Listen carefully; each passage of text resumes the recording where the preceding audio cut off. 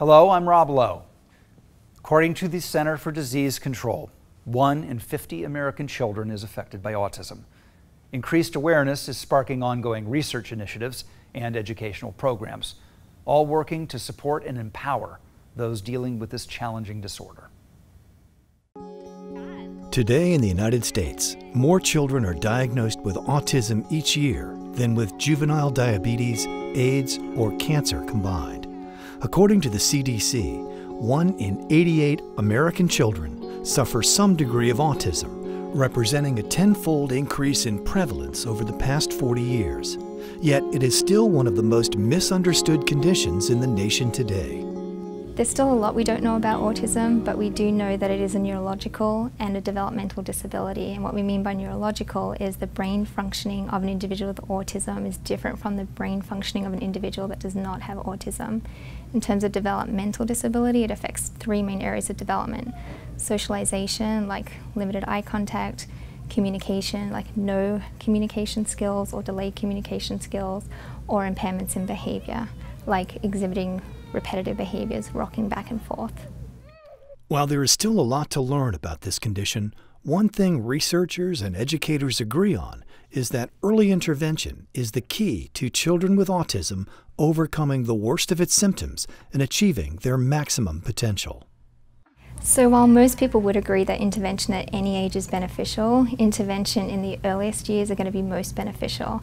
The less time an individual with autism has to engage in maladaptive behaviors and the more time that they have to practice those adaptive skills, the better the outcome is going to be.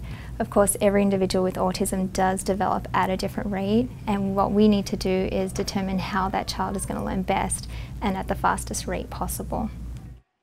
One of the most effective and proven such interventions is the use of applied behavioral analysis, or ABA. ABA stands for Applied Behavior Analysis, and what we mean by applied is we take behavior principles like shaping, positive reinforcement, and we apply those to socially significant and important behaviors like brushing teeth. Behavior, we're looking at observable behaviors, things that we can see and measure. And then analysis is actually the process of measuring a behavior, applying some kind of treatment like implementing a token reinforcement system, and then measuring that behavior to determine if the intervention strategy was effective. The staff of developmental specialists realizes that the most effective treatments for autism involve a team approach that includes the child's entire environment. What makes this comprehensive is that we value collaboration. It's actually a core value of ours, and so we work really hard to ensure that we have a multimodality approach and incorporate each person on the child's treatment team to maximize their potential. Educators, parents, and children alike applaud the work being done to help families dealing with autism. From an educator standpoint, our community integration programs have been very helpful for our families. I know they've shared with me that oftentimes they have a difficult time taking the kids out into the community.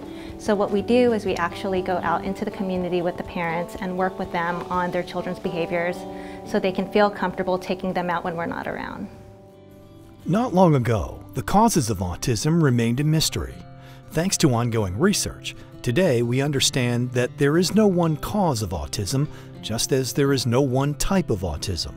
New insights will continue to shape how autism is treated in the nation today.